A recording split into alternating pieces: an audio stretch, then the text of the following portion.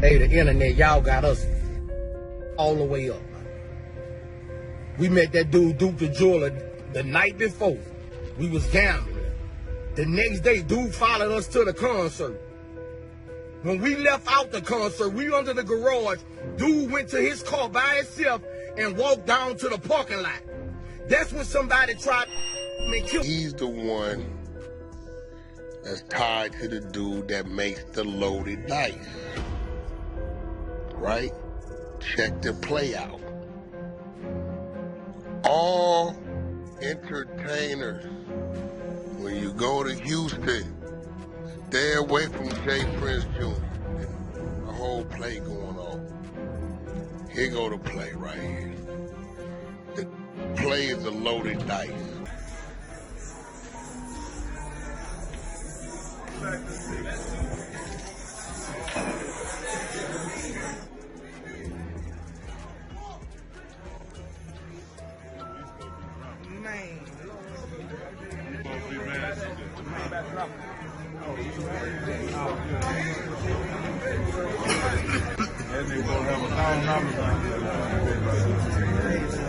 Blood-stained dice clattered across a velvet table. Everyone grinning, but only one man was walking out alive. Duke the Jeweler didn't die broke, he died surrounded by snakes. Now there's blood on Mob Ty's hands and the feds are watching every move.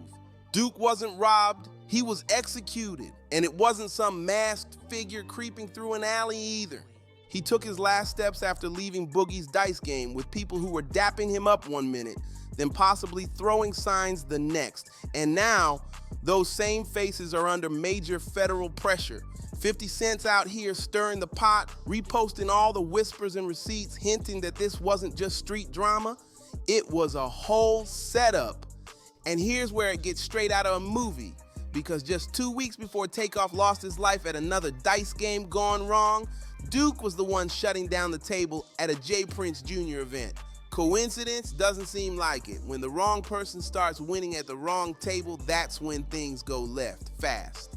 Now the Mob Ty's crew, Boosie, J. Prince Jr., Lil Cam, they're all in the hot seat. He was walking to his car or something, some dude tried to rob him. Some dude tried to rob him.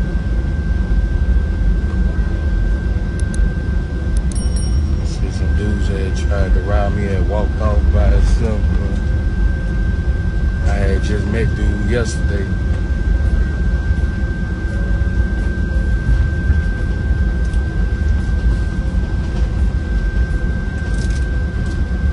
Some bitch just tried to rob dude, man. Dude must ain't get up. Folks from Flight Zach, we're number 2 for departure. Flight attendants, please bear the captain. Just met dude.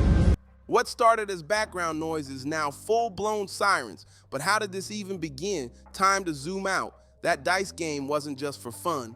It might have been the opening scene to a hit job. From the outside, Duke the Jeweler looked like he was living the dream. Straight out of Chicago, built his empire from the ground up. He wasn't just dropping chains off to random rappers. He had real clients, big names. This man had status. He didn't roll into Houston just to kick it. Boosie allegedly invited him down to talk custom work. So Duke pulled up carrying $1 million Louis duffel packed with his flashiest pieces, ready to seal the deal. What Duke didn't see coming, that meeting was secretly doubling as his final send-off.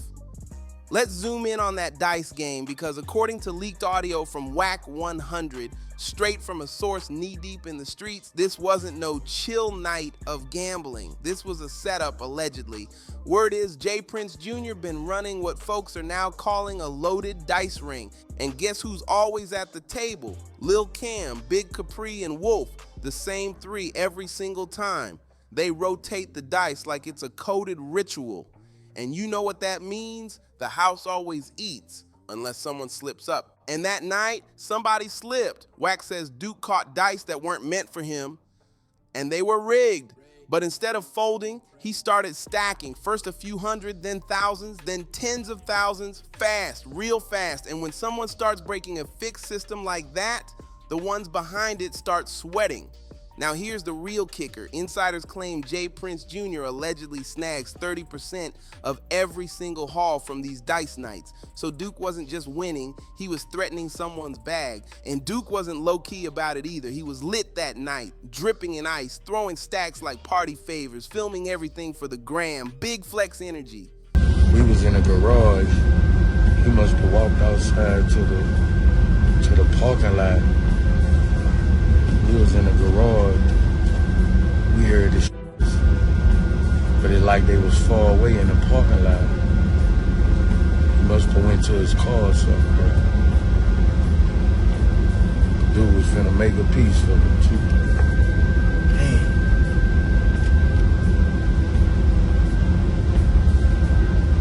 But then things start looking real strange. If you freeze that dice game footage, you'll catch Boosie doing a soft whistle, nothing crazy.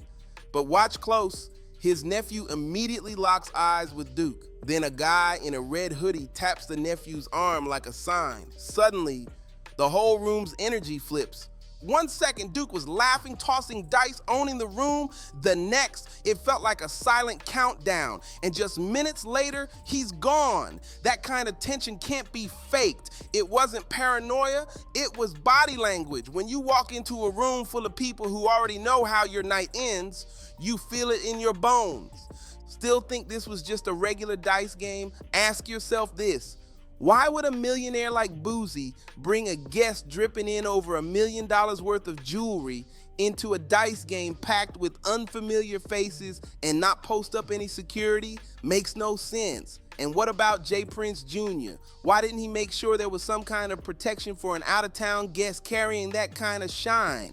Now rewind to the moment Duke dipped from that game. He wasn't rolling deep. No team, no driver, no security, just him.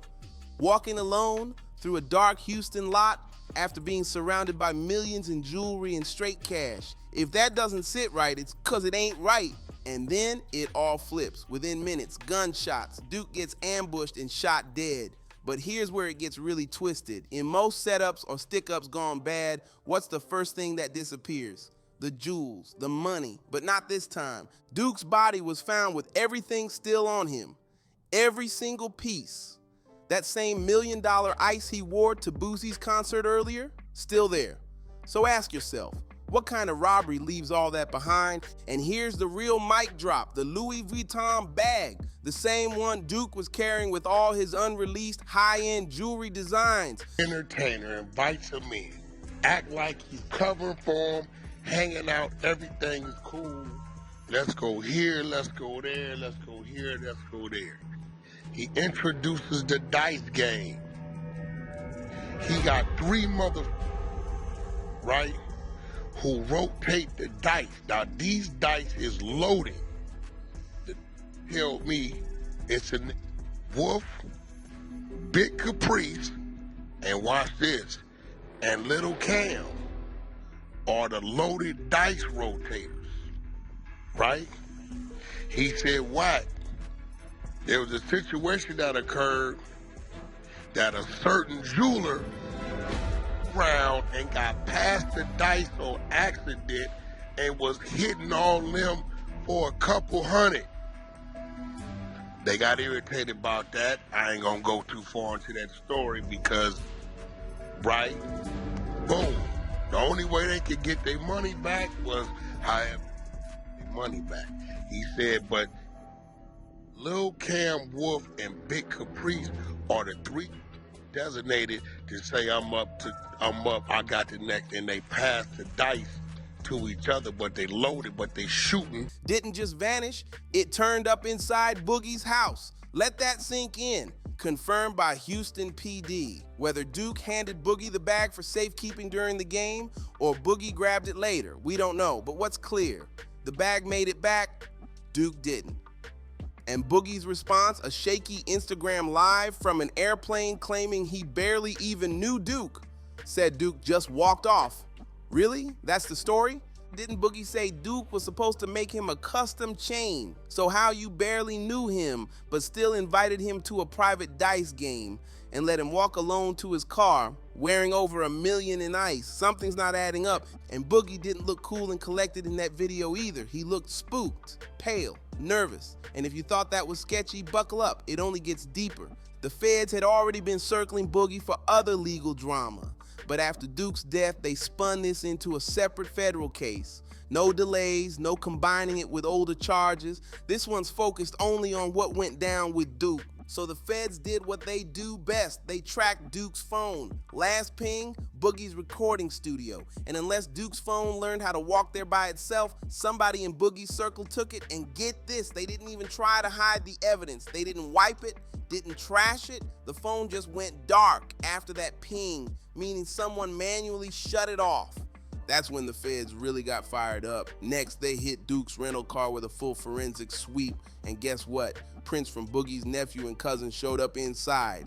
And just when you thought the twists were over, boom, a witness comes forward, said they were outside the building smoking, minding their business when they saw Duke walking toward his car, alone, calm, nothing seemed off until Boogie's nephew stepped out from the shadows like he'd been waiting. Duke must have sensed it, allegedly swung first, tried to defend himself, but he didn't stand a chance. One sudden move, and Boogie's nephew allegedly pulled the trigger, cold. And they didn't even bother staging a robbery. Why? Because this wasn't about a robbery. It was about silencing. And instead of disappearing the evidence, they kept the Louis Vuitton bag. It was a jeweler. I gotta do my research, see what jeweler might have been down there shooting dice. But nevertheless, to all the entertainers, you know, Dukes of Hazzard was one of my favorite shows, right? I don't know if y'all watched it. I was thinking about Daisy Dukes for a reason. I don't know why I said that. You know, one might go with it, may not go with it, but I don't know. If the math is math, and let it math. But entertainers, beware of with Jay Prince Jr. when he talked about let's go shoot some dice. Because the loaded dice crew of 3 Cam Wolf and Big Caprice. We know Lil Cam in there because I believe somehow, some way, he was caught up in the dice situation. Rest in peace, Takeoff. I don't know what's going on. But what I do know is this, Jay Prince Jr. got a whole thing, and when y'all come into town, hold on, bro. Didn't they say 5th Ward earlier that day shooting dice? Yep. That's a fact. That word been out, Wack. That word been out. We been out that memo. And then, so I've been getting hit all day, and it got to the point at the thing, Quavo like, getting into dice. That's what this nigga Jay Prince Jr., boy, these niggas got all kind of shit going on down there. They say, he said the jeweler nigga got past the dice. He didn't even know the motherfuckers was loaded. He just think he hit. These niggas is mad as a motherfucker. Cause they like, nigga, how you pass this nigga the loaded dice? Hold up. That ain't sloppy, that's arrogance. And you know who caught on real quick? 50 Cent. Have you ever noticed that quiet warning floating around when artists head to Houston? Make sure you check in. No official rule book, no written policy, but it's real. Artists, influencers, athletes, they've all heard it. If you're moving through H-Town without tapping in with Jay Prince Jr. and the Mob Ties crew, you're playing a dangerous game. But here's the real question. What happens when the very folks you're checking in with are the same ones setting you up? Let's be real clear. Jay Prince Jr. hosted that dice game Duke pulled up to. The same host from the dice game where Takeoff got killed. 2 men, same circle, both dead. So now that whole check-in for safety culture, it's looking real shaky. Because if Jay Prince Jr. really runs Houston like he claims, then why didn't Duke or Takeoff make it out? Even Wack 100 couldn't hold back. He straight up called the whole setup a scam ring. Said Jay Prince Jr. pulls in entertainers, acts like a friend, gets them comfy, then slides them into dice games where his people are already posted up. Now word on the street, artists are backing away quietly. Labels pulling out of Houston events, people treating the city like it's radioactive. And 50, he's not keeping quiet. He's been reposting clips, throwing shade with not so subtle captions and pointing fingers at the game everyone else is scared to speak on. Some folks say 50's playing with fire, but others, they think he's the only one brave enough to say what everybody else already knows. Sources say Boosie is panicking. The feds aren't just circling, they're applying real heat. They've officially split Duke's case away from Boosie's past gun charges and are digging straight into the night Duke was killed. They're not playing. They've started combing through Boosie's mansions, checking his finances, even digging into his son's digital trail. But the wildest part, the real chaos might be coming from inside the camp. Word is, Boogie's own girlfriend allegedly told someone that Boosie ran back inside that night looking sketchy, like he was clearly hiding something. Yet Boosie's out here acting like he ain't got a clue. And all he keeps telling folks is, I don't know nothing, I ain't seen nothing. Now people are asking the big question, if Boosie goes down, who's he taking with him? Cause let's be honest, Boosie don't move alone.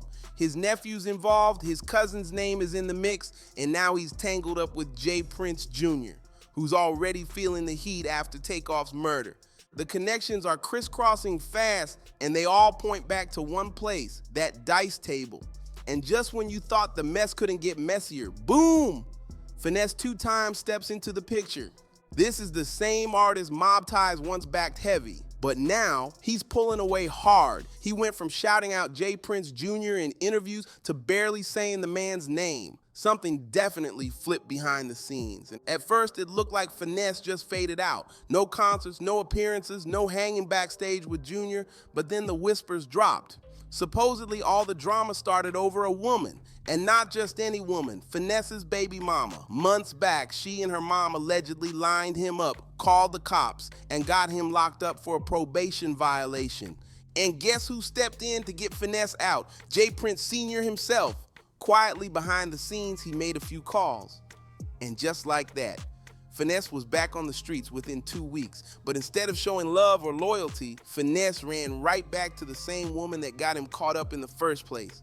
That's when Senior had enough. He jumped on Twitter and didn't hold back. He said it with his chest.